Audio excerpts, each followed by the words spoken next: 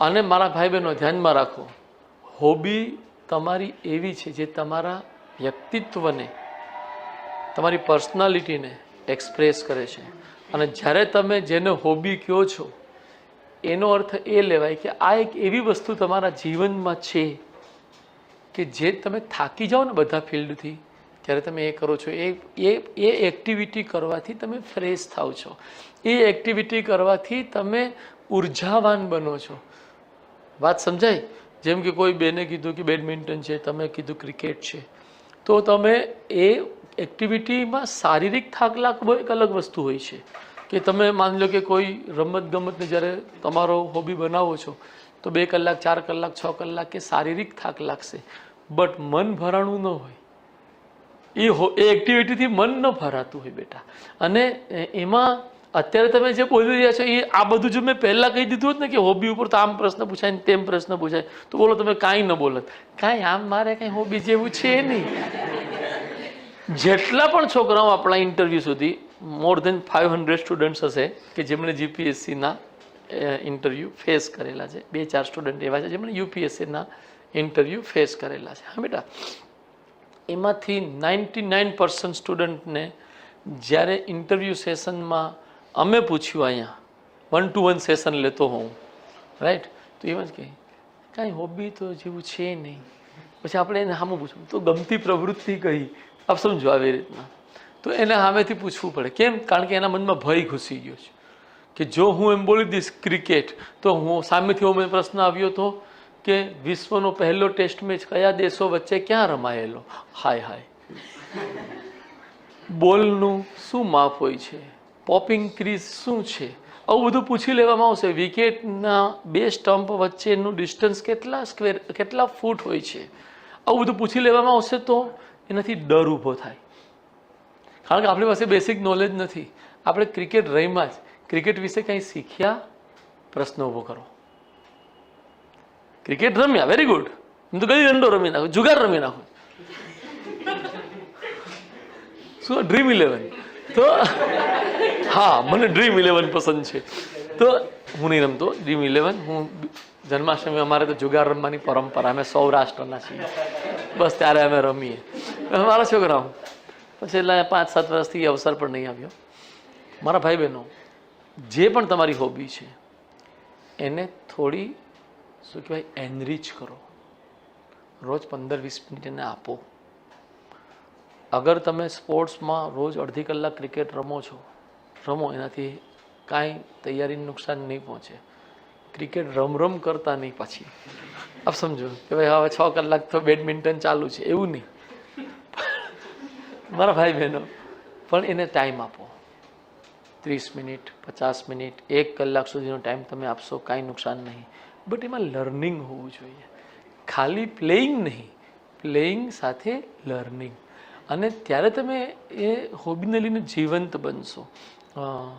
આપણો એક છોકરો છે વિરેન દેસાઈ કરીને, એ જીપીએસસીમાં 17th ટોપ 20માં હતો, 17th રેન્ક લાવ્યો, રાઈટ.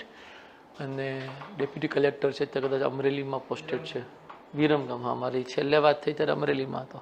તો એ વિરેનની હોબી મને તો ખબર નહોતી, તૈયારી કરતા હતા તો મને એમ કહેવાય જનરલી આ બધા એનલાઇટન સ્ટુડન્ટ્સ છે. એનલાઇટન એટલે પ્રબુદ્ધ યુવાનો, હે ને, ચાની રેકડીએ પોતાનું જીવન વિતાવનારા યુવાનો નહીં.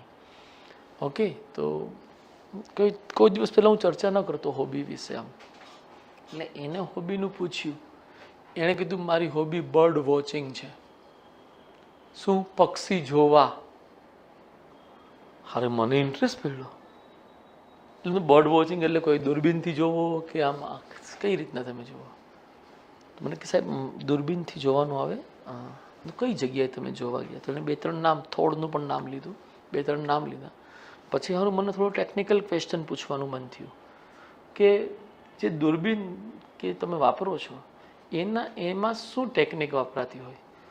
એ છોકરો એવું બોલ્યો ને ટેકનિક વિશે, મેં 7 પેઢીમાં કંઈ જાણ્યું નહોતું. કારણ કે મને બર્ડ વોચિંગના કે દૂરબીનની કંઈ ખબર જ ન હતી, પણ મને બહુ ઇન્ટરેસ્ટિંગ લાગ્યું. મેં કીધું વીરુ, તારા નસીબ સારા હશે ને, જો તને હોબી પૂછી લીધી ને તો તને ફર્સ્ટ ક્લાસ માર્ક આપશે જ. આ તારું નોલેજ મને પરફેક્ટ લાગ્યું. અને મારા બાળકોનું સૌભાગ્ય એને હોબી પૂછી લીધી અને એને 65 માર્ક ઇન્ટરવ્યૂમાં આવ્યા આઉટ ઓફ 100. પરિણામ શું આવ્યું કે એની પહેલાંની જીપીએસસીમાં 298માં રેન્કે હતો અને લેન્ડ રેકોર્ડ ઓફિસર બનેલો. આ ઇન્ટરવ્યૂમાં જે 30 માર્ક યા 25 માર્કનો વધારો મળ્યો બેટા, સીધો પહોંચી ગયો 17માં રેન્કે, બની ગયો શું? Deputy collector. જો તમારે એવી રીતના ઉછાળા લેવા હોય તો તમારે અત્યારથી હોબીને લઈને સિરિયસ થવાની વાત નથી, હોબીને લઈને શીખવાની વાત છે. સમજો, પછી એને ટેન્શન લેવાનું, આ ઇકોનોમીનું તો છે જ, હવે હોબીનું લ્યો, એવું નહીં કરવું. કોઈ વાતને ટેન્શન નહીં બનાવી. હવે એમાંનો જ એક વિદ્યાર્થી, બોલું ને મારા છોકરાઓ, એમાંનો જ એક વિદ્યાર્થી, આમ તમે જેમ બેઠા છે 15-20 વિદ્યાર્થીઓ બેઠા હતા અને ઇન્ટરવ્યૂ બધાનો આવેલો અને એમાં હોબી ઉપર ચર્ચા શરૂ થઈ કે ભાઈ હોબી ઉપર શું બોલવું થાય ખબર નહીં પડતી. બધું મુક્તપણે આપણી જે હોબી હોય ને એ બોલવાનું. આપણે ખોટો ઢોંગ કરવો નથી. કોઈ પણ બાબતમાં બેટા ઢોંગ કરશો ને તમે લાંબુ નહીં ટકો, હે ને? ભલે તમારા માટે અડધી કલાકની ગેમ કે ઇન્ટરવ્યૂ 20 મિનિટમાં પૂરો, એ પકડી શકે છે ને જો પકડાઈ ગયા તો 2 વર્ષ બગડી શકે છે, કારણ કે ફેલ કરી દેશે, ઓછા માર્ક આપશે. 2 વર્ષ બગડી શકે છે, ધેટ મીન્સ મહિનાનો 80,000 પગાર લેખે 19,20,000 રૂપિયા 2 વર્ષ ડીલે થાય. આપ સમજો, સીધી ઇનોવા હાથમાંથી ગઈ, આપ સમજો, वो आ गई थी वो चली गई, આવું થાય. એટલે don't take any kind of risk. એટલે શીખવું છે. હવે એ લોકોની વચ્ચે હું પૂછી રહ્યો હતો, એમાં એક વિદ્યાર્થી, નામ નહીં લઉં કારણ કે એણે બહુ મસ્ત, એટલે મેં કીધું જે મુક્તપણે બોલવાનું છે, હોબી હોય ને બોલ. એ કે સાહેબ હોબી છે તો કંઈ પણ કહેવાય એવી નહીં. મેં કીધું અહીંયા ક્લાસરૂમમાં બોલાય નહીં એવી હોબી છે? મને કે નહીં સાહેબ, એ બહુ સંકોચ થાય આપણને બોલવામાં કે હારા બેશરમ માણસ આવી હોબી હોય કોઈ નહીં. એટલે મેં કીધું છે શું હોબી? મને કે લોકોના ઝઘડા જોવા બહુ ગમે. કે 2 જણા બાંધતા હોય ને, એટલે એમાં મેં પછી માપદંડ ના મૂક્યો હોય કે જે પ્રવૃત્તિ કરવાથી આપણું મન ભરાય નહીં, એમ થાક લાગે નહીં એવી. કે સાહેબ કલાકોના કલાક કે અમે આમ ગેલેરીમાં ઉભો કોઈનો બાદડું ચાલતું હોય ને જોડે રાખીએ, જરાય થાક લાગે નહીં, ટાઈમ ક્યાં આવેલો છે ખબર જ ન પડે. તો મેં કીધું બેટા, અત્યારે આસિસ્ટન્ટ કમિશનર છો છોકરો, બેટા એને હોબી નહીં વિકૃતિ કહેવાય. અને આનું તો તું સાયકિયાટ્રિસ્ટને મળ અને ઇલાજ કરાવવા, આવું તને ગમી રહ્યું છે, વિકૃતિનો આનંદ લેતો. તો મારા છોકરા એવી કોઈ હોબી હોય તો કાઢી નાખજો.